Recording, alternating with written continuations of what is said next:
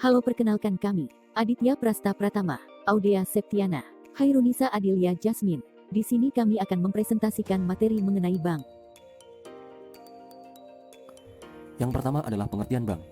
Berdasarkan Undang-Undang Nomor 10 Tahun 1998 tentang Perbankan, bank adalah badan usaha yang menghimpun dana dari masyarakat dalam bentuk-bentuk kredit dan bentuk-bentuk lainnya dalam rangka meningkatkan taraf hidup rakyat banyak. Sedangkan berdasarkan Dictionary of Banking and Services oleh J.D. Rosenberg, bank adalah lembaga yang menerima simpanan giro, deposito, dan membayar atas dokumen yang tertarik pada satu orang atau lembaga tertentu, berdiskonto surat berharga, memberikan pinjaman dan menanamkan dananya dalam surat berharga. Sedangkan menurut Lukman dan Dawijaya, bank adalah suatu badan usaha yang tugas utamanya sebagai lembaga perantara keuangan atau financial intermediaries yang menyalurkan dana dari pihak yang kelebihan dana kepada pihak yang kekurangan dana pada waktu yang telah ditentukan. Sehingga secara garis besar, bank adalah lembaga atau perusahaan yang aktivitasnya menghimpun dana berupa giro, deposito, tabungan, dan simpanan yang lain dari pihak yang kelebihan dana, kemudian dilemparkan kembali kepada masyarakat yang kekurangan dana dalam bentuk kredit atau bentuk lainnya dalam rangka meningkatkan taraf hidup rakyat banyak. Selanjutnya adalah jenis-jenis bank. Dalam prakteknya, perbankan di Indonesia saat ini terdapat beberapa jenis perbankan seperti yang diatur dalam Undang-Undang Perbankan. Jika melihat jenis perbankan sebelum keluar Undang-Undang Perbankan Nomor 10 Tahun 1998, ada Undang-Undang Nomor 14 Tahun 1967. Maka terdapat beberapa perbedaan. Namun, kegiatan utama atau pokok bank sebagai lembaga keuangan yang menghimpun dana dari masyarakat dan menyalurkannya tidak berbeda satu sama lainnya. Adapun jenis perbankan dewasa ini jika dipantau dari berbagai segi antara lain. Yang pertama, jika dilihat dari segi fungsinya. Menurut Undang-Undang Pokok Perbankan Nomor 14 Tahun 1967, jenis perbankan menurut fungsinya terdiri dari A. Bank umum, B. Bank pembangunan, C. Bank tabungan, D. Bank pasar, E. Bank desa, F. Lumbung desa, G. Bank pegawai, dan H. Bank lainnya. Namun, setelah keluar Undang-Undang Pokok Perbankan Nomor 7 Tahun 1992 dan ditegaskan lagi dengan keluarnya Undang-Undang Republik Indonesia Nomor 10 Tahun 1998, maka jenis perbankan berdasarkan fungsinya terdiri dari bank umum dan bank perkreditan rakyat atau BPR. Bank umum adalah bank yang melaksanakan kegiatan usaha secara konvensional atau berdasarkan prinsip syariah yang dalam kegiatannya memberikan jasa dalam lalu lintas pembayaran. Sifat jasa yang diberikan adalah secara umum. Selanjutnya adalah bank perkreditan rakyat. Bank perkreditan rakyat atau BPR adalah bank yang melaksanakan kegiatan usaha secara konvensional atau berdasarkan prinsip syariah. Dalam kegiatannya, BPR tidak memberikan jasa dalam lalu lintas pembayaran. Dalam artian, jasa-jasa perbankan yang ditawarkan BPR jauh lebih sulit jika dibandingkan dengan kegiatan atau jasa bank umum. Yang kedua adalah jika dilihat dari segi kepemilikannya. Jenis bank jika dilihat dari segi kepemilikannya meliputi bank milik pemerintah, yaitu bank yang akte pendirian maupun modal bank ini sepenuhnya dimiliki oleh pemerintah, sehingga seluruh keuntungan bank ini juga dimiliki oleh pemerintah. Yang kedua adalah bank milik swasta nasional, merupakan bank yang seluruh atau sebagian besar sahamnya dimiliki oleh swasta nasional. Yang ketiga adalah bank milik koperasi, yaitu bank yang kepemilikan saham-sahamnya dimiliki oleh perusahaan yang berbadan hukum koperasi. Selanjutnya adalah bank milik asing. Bank jenis ini merupakan cabang dari bank yang ada di luar negeri, baik milik swasta asing atau pemerintah asing. Yang terakhir adalah bank milik campuran. Kepemilikan saham bank campuran dimiliki oleh pihak asing dan pihak swasta nasional.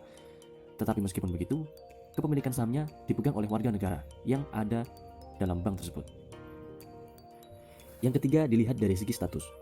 Dilihat dari segi kemampuannya melayani masyarakat, bank umum dapat dibagi ke dalam dua jenis. Pembagian ini disebut juga pembagian berdasarkan kedudukan atau status bank tersebut. Jenis bank dilihat dari segi status adalah sebagai berikut. Yang pertama adalah bank devisa, merupakan bank yang dapat melaksanakan transaksi ke luar negeri atau yang berhubungan dengan mata uang asing secara keseluruhan. Misalnya transfer ke luar negeri, inkasso ke luar negeri, traveler check, pembukaan dan pembayaran letter of credit, dan transaksi lainnya.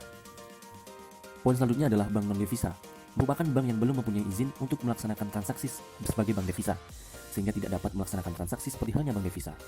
Jadi, bank non-devisa merupakan kebalikan daripada bank devisa, di mana transaksi yang dilakukan masih dalam batas-batas negara. Yang keempat adalah dilihat dari segi cara menentukan harga. Jenis bank jika dilihat dari segi atau caranya dalam menentukan harga, baik harga jual maupun harga beli terbagi dalam dua kelompok, yaitu A. Bank yang berdasarkan prinsip konvensional. Mayoritas bank yang berkembang di Indonesia dewasa ini adalah bank yang berorientasi pada prinsip konvensional. Dalam mencari keuntungan dan menentukan harga kepada para nasabahnya, bank yang berdasarkan prinsip konvensional menggunakan dua metode, yaitu menetapkan bunga sebagai harga untuk produk simpanan giro, tabungan, maupun deposito. Demikian pula harga untuk produk pinjamannya juga ditentukan berdasarkan tingkat suku bunga tertentu. Penentuan harga ini dikenal dengan istilah spread based. Metode yang kedua, untuk jasa-jasa bank lainnya, pihak perbankan konvensional menggunakan atau menerapkan berbagai biaya-biaya dalam nominal atau persentase tertentu. Sistem pengenaan biaya ini dikenal dengan istilah fee-based. Untuk poin B, bank yang berdasarkan prinsip syariah. Bagi bank yang berdasarkan prinsip syariah, dalam penentuan harga produknya sangat berbeda dengan bank berdasarkan prinsip konvensional. Bank berdasarkan prinsip syariah adalah aturan perjanjian berdasarkan hukum Islam antara pihak lain untuk menyimpan dana atau pembiayaan usaha atau kegiatan perbankan lainnya. Dalam menentukan harga atau mencari keuntungan bagi bank yang berdasarkan prinsip syariah adalah sebagai berikut. Yang pertama, pembiayaan berdasarkan prinsip bagi hasil. Yang kedua, pembiayaan berdasarkan prinsip penyertaan modal. Ketiga, prinsip jual beli barang dengan memperoleh keuntungan.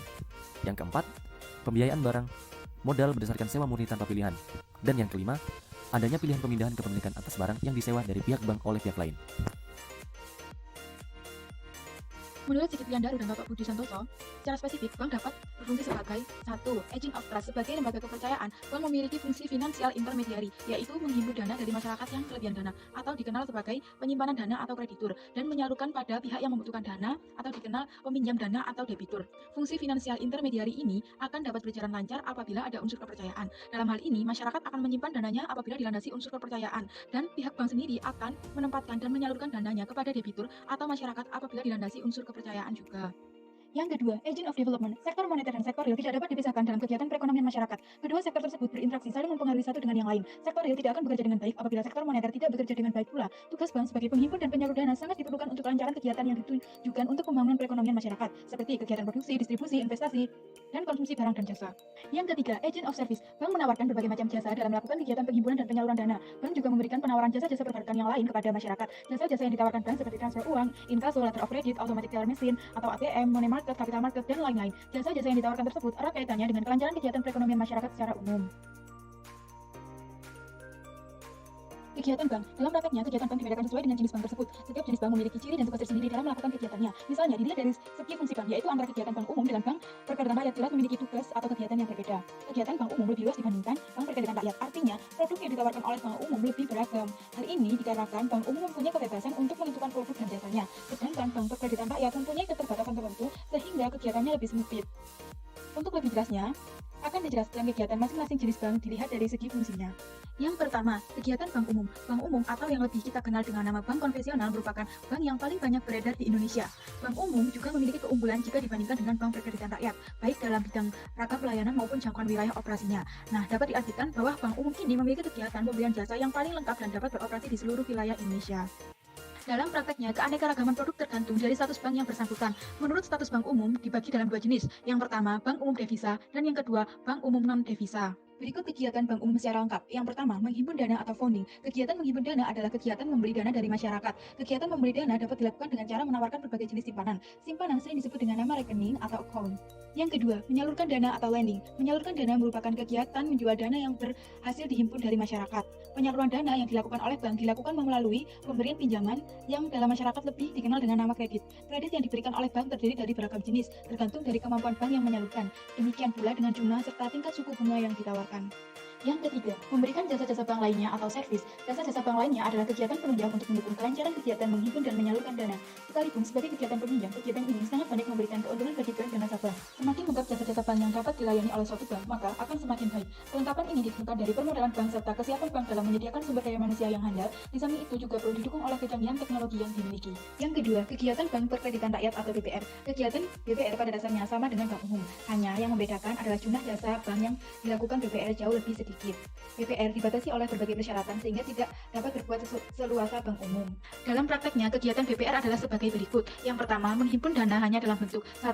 Simpanan tabungan, 2. Simpanan deposit. Simpanan tabungan adalah simpanan yang penarikannya hanya dapat dilakukan menurut syarat tertentu yang disepakati, tetapi tidak dapat ditarik dengan cek, biliet giro, dan atau alat lainnya. Akan tetapi, dengan perkembangan teknologi saat ini, dapat dilakukan penarikan tidak hanya melalui teller bank, namun juga melalui ATM. Sedangkan simpanan deposit adalah jenis simpanan yang memiliki jangka waktu tertentu, umumnya 3 bulan, 6 bulan, hingga 1 tahun. Hal tersebut membuat dana yang tersimpan dalam deposit hanya dapat diambil setelah jatuh pada tempo tersebut. Yang kedua, menyalurkan dana dalam bentuk 1. Kredit investasi. Kredit ini adalah jenis kredit yang banyak diterapkan saat melakukan investasi. Jenis kredit ini sangat produktif, yaitu memberikan keuntungan dalam kegiatan berinvestasi. Kredit ini juga berkaitan dengan jangka waktu yang lama, baik dari perolehan keuntungan dan pengembaliannya. Yang kedua, kredit modal. Kredit modal bertujuan sebagai modal kerja atau kegiatan usaha lainnya.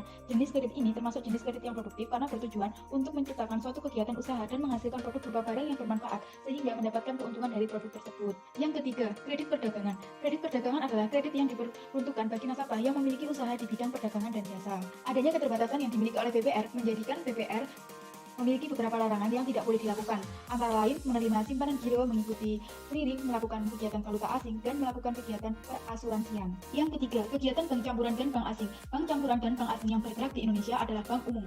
Kegiatan bank asing dan bank campuran memiliki tugas yang sama dengan bank umum lainnya, yang membedakan hanya kegiatannya dengan bank umum milik Indonesia. Bank campuran dan bank asing lebih dikhususkan dalam bidang-bidang tertentu, dan ada larangan tertentu dalam melakukan kegiatannya. Berikut kegiatan bank asing dan bank campuran yang ada di Indonesia. Yang pertama, membuka simpanan giro dan deposit tetapi dilarang menerima simpanan dalam bentuk tabungan. Jadi, dalam mencari dana, bank asing dan bank campuran yang ada di Indonesia juga membuka simpanan giro dan simpanan deposit. Namun, mereka dilarang menerima simpanan dalam bentuk tabungan. Yang kedua, pemberian kredit diarahkan ke dalam bidang-bidang atau hal-hal tertentu. Bidang-bidang tertentu saja antara lain seperti perdagangan internasional, bidang industri dan produksi, penanaman modal asing atau campuran, kredit yang tidak dapat dipenuhi oleh bank swasta nasional. Yang ketiga, pemberian jasa-jasa selayaknya bank umum lainnya yang ada di Indonesia, seperti jasa transfer, jasa clearing, jasa inkaso, jual beli valuta asing, jasa bank card, jasa safe deposit box, jasa pembuka dan pembayaran atau LC, jasa bank garansi, jasa bank notes, jasa jual beli, reverse check, dan jasa bank umum lainnya. Sumber dana bank. Menurut Lukman Dendawijaya, sumber dana bank dibedakan menjadi 3, yaitu sebagai berikut.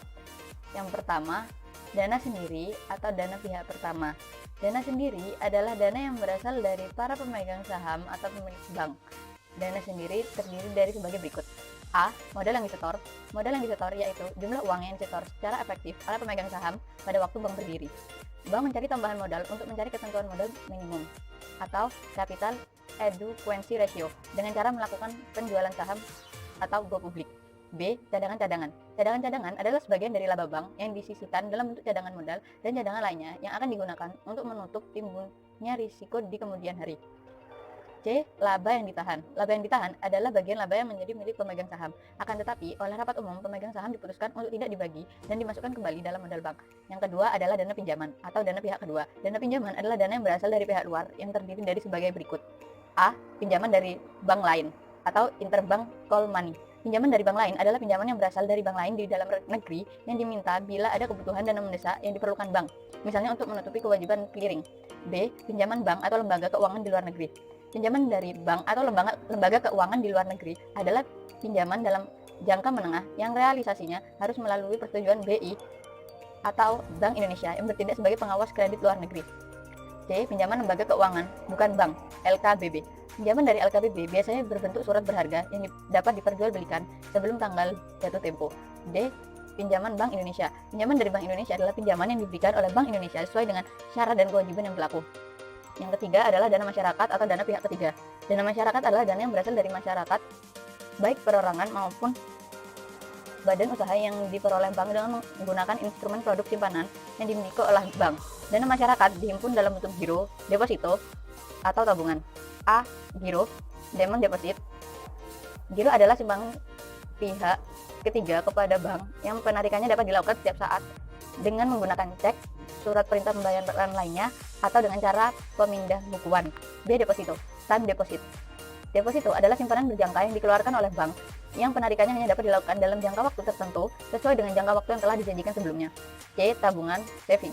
Tabungan adalah simpanan pihak ketiga yang dikeluarkan oleh bank yang penyetoran dan penarikannya hanya dapat dilakukan sesuai dengan ketentuan yang berlaku pada masing-masing bank. Sekian, terima kasih.